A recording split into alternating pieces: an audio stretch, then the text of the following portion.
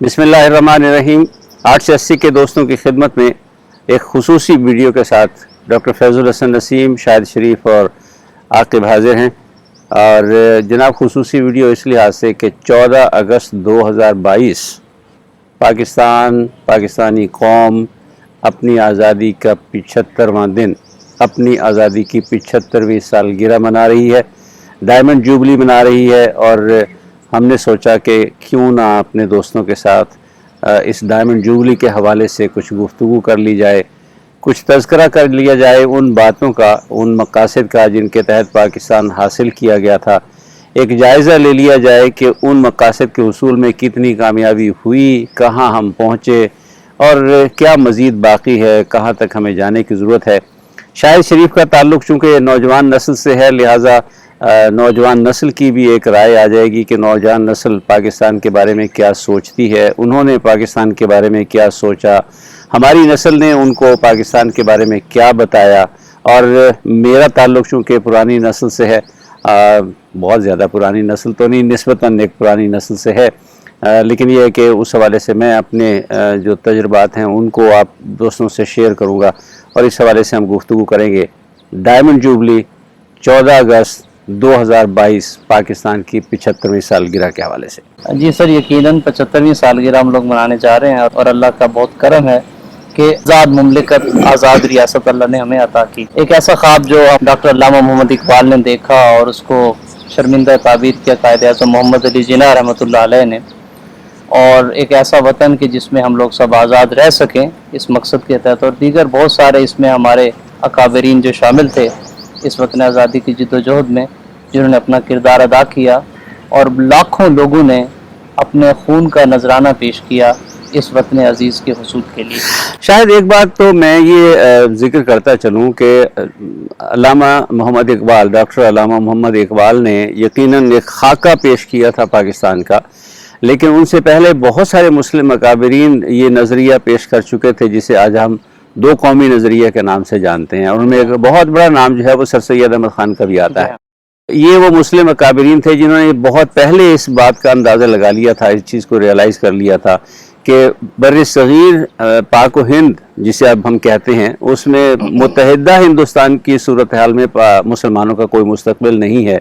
लिहाजा दो कौमी नज़रिए को जन्म देने की जो बुनियाद थी वो ये थी कि हिंदू जिस तरह से मुसलमानों के ख़िलाफ़ तासुब रखते थे और तासुब का इजहार करते थे, उन्हें मुसलमानों के लिए इसमें कोई अच्छा मुस्तक़बिल नज़र नहीं आता था। और यही वो नज़रिया था जिसको आगे चल के अल्लामा मोहम्मद इकबाल ने एक खाके की तस्वुर की शक्ल में पेश किया। और फिर कायद-ए-आज़म मोहम्मद अली जिन्ना जो शुरू में हिंदू मुस्लिम इत्तेहाद के बहुत बड़े दाई शुमार होते थे, जब उन्हें भी एहसास हुआ कि हिंदू जो है वो बहुत मुतअस्सिब कौम है और किसी भी सूरत मुसलमानों को उनके जायज़ हुकूक देने को तैयार नहीं है, तो बिलाखिर उन्हें पाकिस्तान का तहरीक पाकिस्तान की क़यादत संभालना पड़ी। और फिर उन्होंने अपनी अनथक मेहनत और जिद्दोजहद से मुसलमानों ने बर्र-ए-सग़ीर के एक अलग ख़ित्ता, एक अलग सरज़मीन हासिल की जिसे आज हम पाकिस्तान के नाम से जानते हैं। मैं चाहूँगा कि आप ज़रा हमें, हमारे सुनने वालों को, हमारे दोस्तों को बताइए, आप क्या समझते हैं कि क्या सिर्फ यही वाहिद वजह थी मुसलमानों की अलग मुमलिकत हासिल करने की कोशिश करने के लिए, या कुछ और मकासद थे जिनके लिए पाकिस्तान हासिल किया गया था? सर, अगर इसको बहुत इख्तिसार के साथ जो मेरे इल्म में है, थोड़ा बहुत अगर मैं आपको बताना चाहूँ तो उसमें सर जो हम सुनते हैं कि पाकिस्तान के क़याम की कोशिशें तो 1857 के बाद से ही शुरू हो गई थी। और जैसे आपने तज़किरा किया, सर सैयद अहमद ख़ान का किरदार इसमें बहुत अहम है। बल्कि कहा जाता है कि जब बहादुर शाह ज़फ़र को अरेस्ट किया गया और उनके बाद से लेकर उनके साथ जो सलूक किया गया, और फिर सर सैयद अहमद ख़ान जब मैदान अमल में आए और रिसाला असबाब बगावत हिंद लिखा, और जिसमें मुसलमानों को उन्होंने जो है इसके अलावा मगरबी तालीम हासिल करने के ऊपर भी उन्होंने बहुत ज़ोर लगाया और लोगों के अंदर जो है इल्म की शमा रोशन करने के लिए उनकी कोशिशें हैं वो काबिल ज़िक्र हैं। और उन्होंने जो मदरसा कायम किया गाज़ीपुर के अंदर और साइंटिफिक सोसाइटी की बुनियाद रखी, तो जो मगरब रिसाले छापता था या उस दौर की जो तरक्की वो कर रहे थे, उसको देख के वो बखूबी इस बात को समझते थे कि मुसलमानों को इससे रोशनास करवाने की बहुत ज़्यादा ज़रूरत है। अब मैं यहाँ दो चीज़ें जिक्र करता चलूँ शायद। पहली बात तो यह है कि 1857 क्या था, 1857 की क्या अहमियत है, हमारे नौजवान जो साथी हैं ना शायद उनको उस तरह से अंदाज़ा ना हो। और दूसरी बात यह है कि अभी आपने कहा कि सर सैयद अहमद ख़ान ने इस बात का अंदाज़ा लगा लिया था कि मगरबी तालीम, मेरा ख्याल है कि अगर हम उसे मगरबी तालीम की बजाय असरी तालीम कहें तो वो ज़्यादा बेहतर होगा, कि उन्होंने इस बात का अंदाज़ा लगा लिया था कि हम असरी तालीम में बहुत पीछे हैं और इस असरी तालीम की हमें बहुत अशद ज़रूरत है हिंदुओं का मुकाबला करने के लिए और अंग्रेज़ों का मुकाबला करने के लिए। सर मेरे ख्याल में उस वक्त जो है जब ये ईस्ट इंडिया कंपनी के बाद से इवन जो बहादुर शाह जफर को उन्होंने, अब ये दिलचस्प बात है क्योंकि हम तारीख में पीछे चलते चले जा रहे हैं। जी हाँ, पाकिस्तान 1947 में बना था, हम अब 1857 तक पहुंच चुके हैं, क्योंकि पाकिस्तान बनने की जो तारीख है बुनियादी तौर पर वो कई सौ साल पुरानी तारीख है। और जैसा कायद आज़म मोहम्मद अली जिन्ना ने फरमाया था कि हिंदुस्तान में पाकिस्तान का वजूद उसी दिन कायम हो गया था जिस दिन सबसे पहला हिंदू मुसलमान हुआ था। 1885 में शायद जब ऑल इंडिया कांग्रेस का क़याम अमल में आया, OH ह्यूम ने किया, तो तब सर सैयद अहमद ख़ान ने मुसलमानों को मना भी किया सियासत में आने से,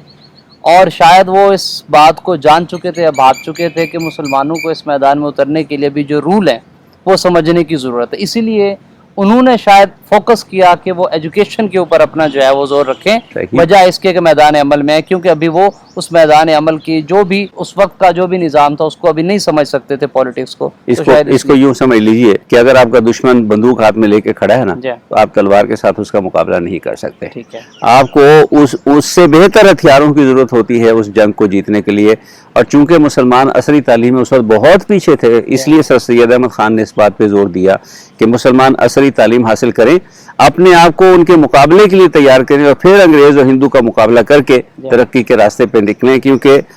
जब तक असली तालीम हासिल नहीं की जाएगी मुसलमान उस वक्त की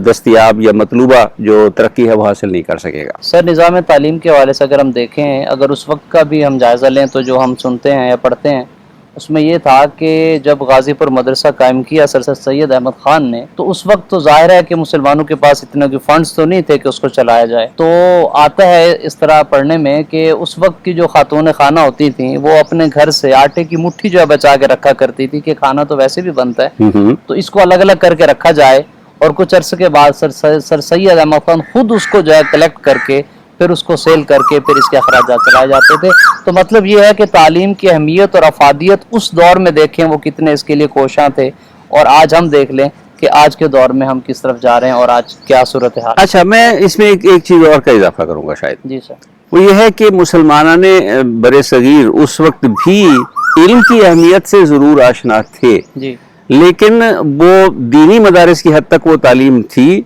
और बहुत बड़े बड़े उलमा थे जिन्होंने मुख्तलिफ मदारिस कायम कर रखे थे जहाँ वो मुसलमानों की दीनी तालीम और तरबियत का इंतज़ाम उन्होंने किया हुआ था। और मुसलमान इल्म के मैदान में दीनी इल्म के हवाले से को बहुत पीछे नहीं थे, लेकिन असली तालीम के जो तकाजे थे उनको वो मदारिस चूँकि पूरा नहीं कर पा रहे थे,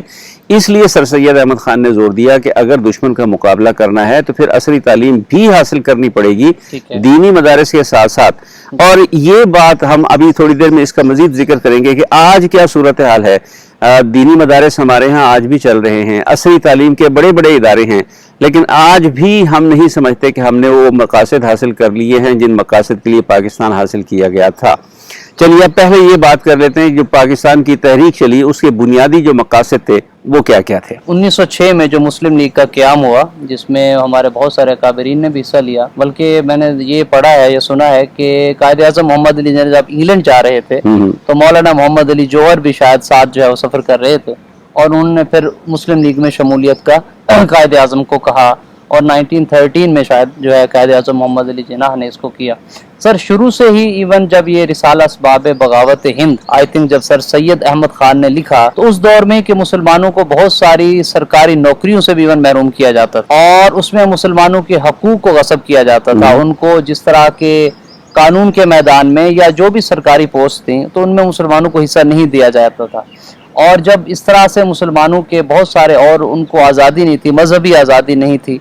तो फिर बहुत सारी इन वजूहात की बुनियाद पर मुसलमानों के अंदर ज़ाहिर है कि एक उनके अंदर जोश भी था कि जब उनको महरूम रखा जा रहा है और उनको हिस्सा नहीं बनाया जा रहा रियासत का, उनके बुनियादी हकूक़ भी गस्ब किए जा रहे हैं اور مسلمان جو ہے وہ ظاہر ہے اسلام کے نام پہ جو ہے اب بعد میں جب ہمارا یہ ملک بنا تو وہ اپنے آزادانہ طور پر عبادت گاہیں چاہتے تھے جس میں وہ اپنے دین کے مطابق جو ہے اپنی زندگی کو بسر کر سکیں. اور اس کے علاوہ بھی ایون ذات پات کا جو فرق پہلے ہندوؤں کے معاشرے میں تھا کہ برتر کا اور اعلیٰ اور ادنا کا جو نظام تھا وہ ظاہر ہے اس میں بھی مسلمانوں کا رہنا ایون مشکل تھا. تو ڈھیر ساری وجوہات. مسلمانوں اور ہندوؤں کے درمیان ایک بہت بڑی وجہ تنازع یہ تھی کہ مسلمانوں نے بر صغیر پر حکومت کی اور بہت طویل عرصے تک حکومت کی. جی اگرچہ مسلمانوں نے اس میں اپنی مذہبی رواداری کا ثبوت دیا, انہوں نے جبراً ہندوؤں کو مسلمان نہیں کیا, جی لیکن ہندو یہ سمجھتے تھے کہ یہ ہندوستان ان کا ہے جی اور مسلمان اس پر قابض ہیں, غاصب ہیں, لہٰذا وہ مسلمانوں کے بارے میں جو متعصبانہ رائے رکھتے تھے جب انہیں اس کے اظہار کا موقع ملا, اور یہ اس وقت کی بات ہے جب انگریز نے بر صغیر پر قبضہ کر لیا تھا, مغلوں کی حکومت اس نے ختم کر دی تھی, تو ہندوؤں کو ایک اوپننگ نظر آئی, ایک موقع نظر آیا کہ اب ہم شاید مسلمانوں سے اس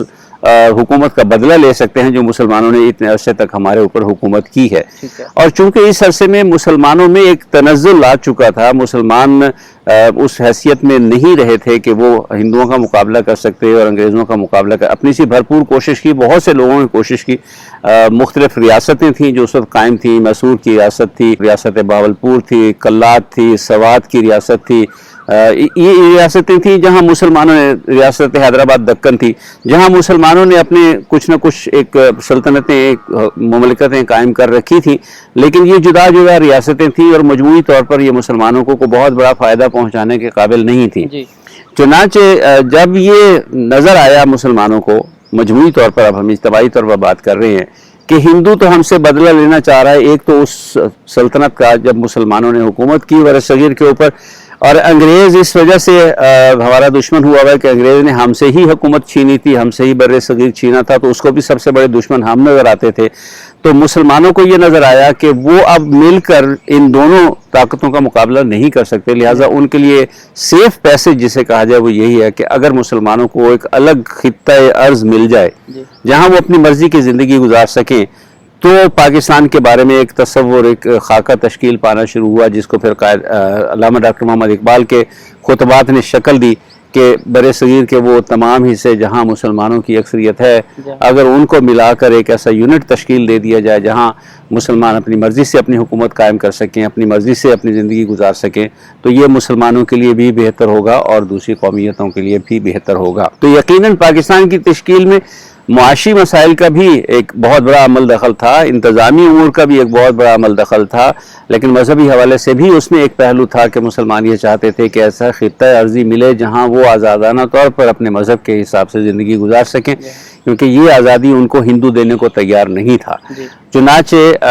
پاکستان کا مطلب کیا, لا الہ الا اللہ کا جو نعرہ لگا تھا اس کی بنیاد یہی تھی کہ مسلمانوں کو آزادانہ طور پر بر صغیر میں اپنی زندگی گزارنے کی اجازت دینے کو ہندو تیار نہیں تھا, وہ موقع کی تلاش میں تھا. اور جب انگریز نے یہ اعلان کیا کہ وہ بر صغیر چھوڑ کر وطن واپس جا رہا ہے, برطانیہ واپس جا رہا ہے, تو ہندوؤں نے سوچا کہ یہ موقع ہے کہ اگر ہم پورے ہندوستان پر قابض ہو جائیں تو پھر ہم مسلمانوں سے ان تمام باتوں کا بدلہ لے سکتے ہیں جو ان کے ذہن میں بس رہی تھی کہ شاید مسلمانوں نے ان کے ساتھ کوئی زیادتی کی تھی. حالانکہ جیسے میں نے ذکر کیا, مسلمانوں نے ہندوؤں کے ساتھ کوئی زیادتی نہیں کی تھی. زیادتی تو جب ہوتی کہ مسلمان حاکم تھے, وہ جبراً تمام ہندوؤں کو مسلمان کر لیتے, پھر مانتے ہم کہ یقیناً انہوں نے ہندوؤں کے ساتھ زیادتی کی تھی, لیکن مسلمانوں نے ایسا کچھ نہیں کیا. صرف یہ ضرور تھا کہ انہوں نے فتح کیا ہندوستان کو, پھر اس کے اوپر حکومت کی اور ایک شاندار سلطنت تشکیل دی, مغل سلطنت جسے ہم کہتے ہیں. بڑی بڑی نشانیاں ہیں وہ ابھی تک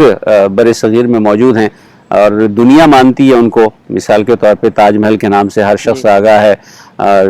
قلعے جو بنائے انہوں نے, جو باغات بنائے انہوں نے, خوبصورت بنا دیا انہوں نے ہندوستان کو. لیکن ہندو یہ ماننے کو تیار نہیں تھا کہ مغلوں نے ہندوستان کی کوئی بہتری کی ہے. اس کے ذہن میں صرف یہی تھا کہ یہ باہر سے آئے ہوئے لوگ ہیں جو قابض ہوئے ہیں, اور جب وہ یہ سوچتے تھے کہ یہ باہر سے آئے ہوئے لوگ ہیں جو قابض ہوئے تو وہ یہاں مسلمان ہونے والوں کو بھی انہی قابضین کا حصہ شمار کرتے تھے. یہ وہ ایک بہت بڑی وجہ تھی جس کے باعث مسلمانوں نے سوچا کہ اس وقت صحیح راستہ یہ ہوگا کہ ہمیں اگر ایک چھوٹا سا صحیح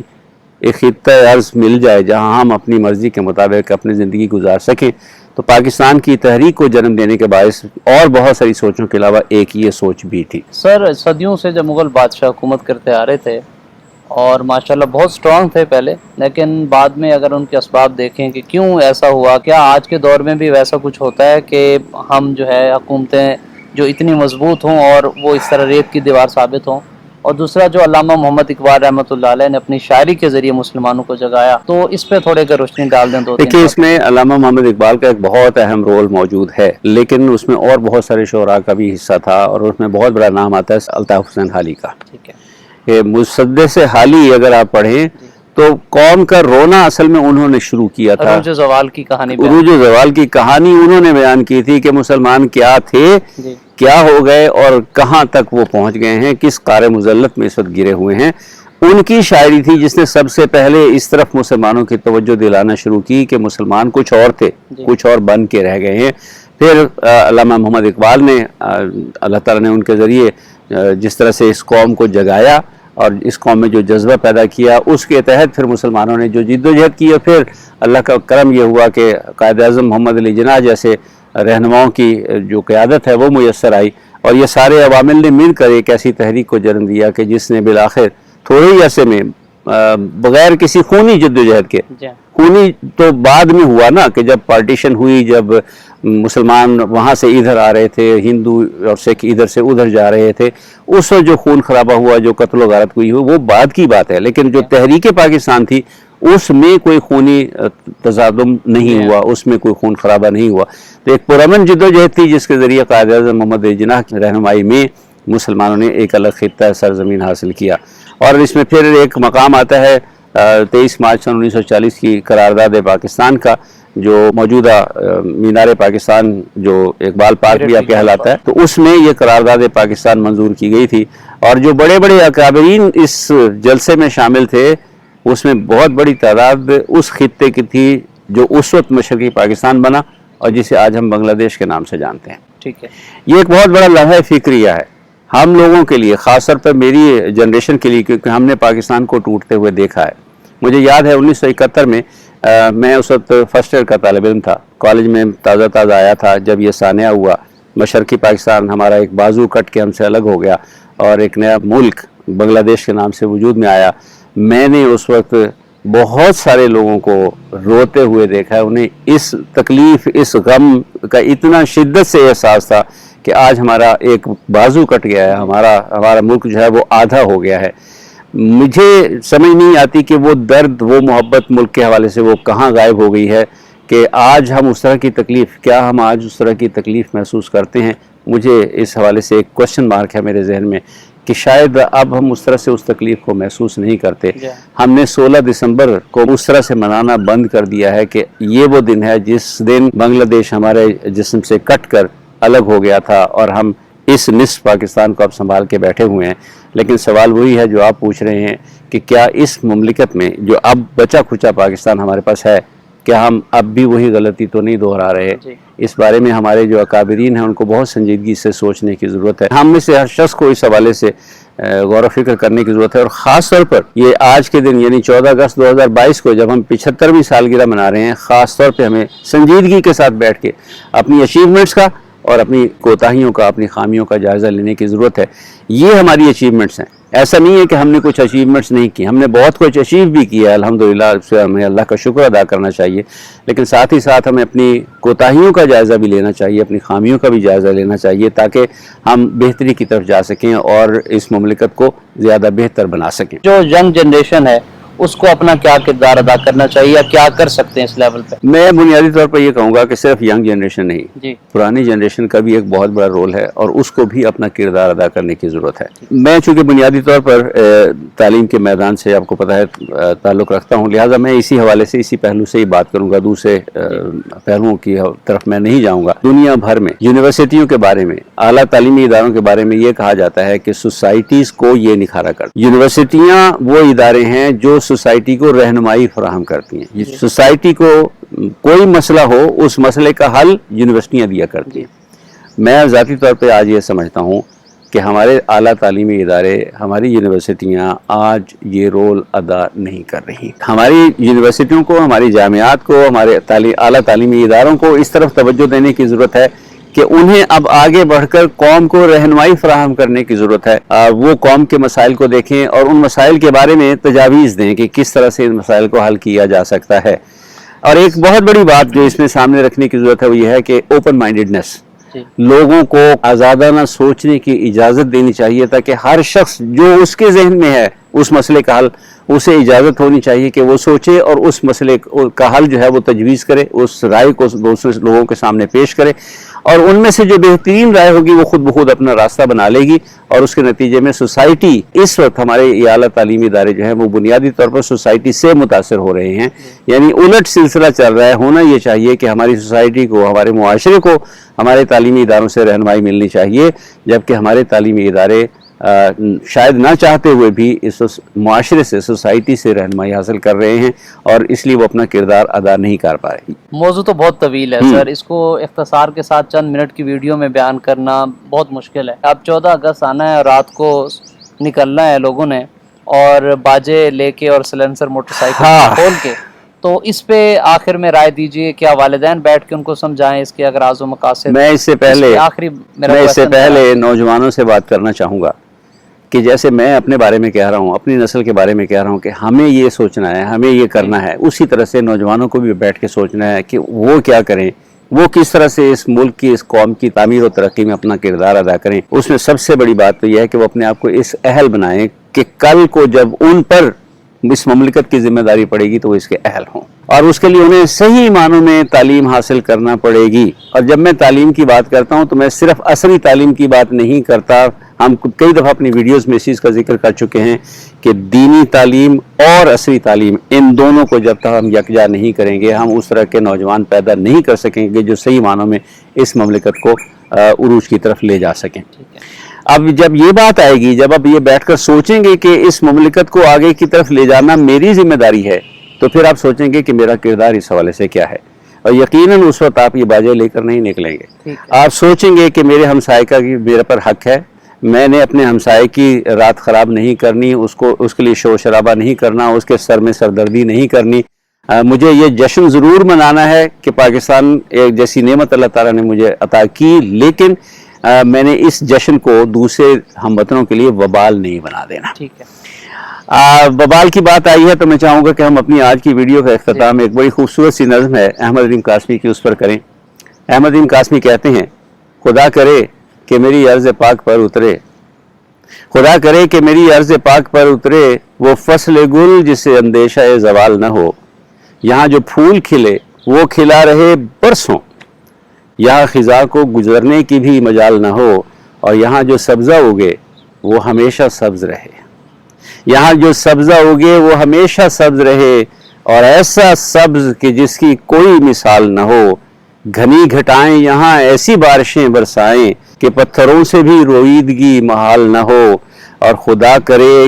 کہ وقار اس کا غیر فانی ہو، خدا کرے کہ وقار اس کا غیر فانی ہو، اور اس کے حسن کو تشویش ماہ و سال نہ ہو، ہر ایک فرد ہو تہذیب و فن کا اوج کمال، ہر ایک فرد ہو تہذیب و فن کا اوج کمال، کوئی ملول نہ ہو، کوئی خستہ حال نہ ہو، اور خدا کرے کہ میری عرض پاک پر اترے وہ فصل گل جسے اندیشہ زوال نہ ہو۔ آمین۔ میرا خیال ہے کہ ہمارے تمام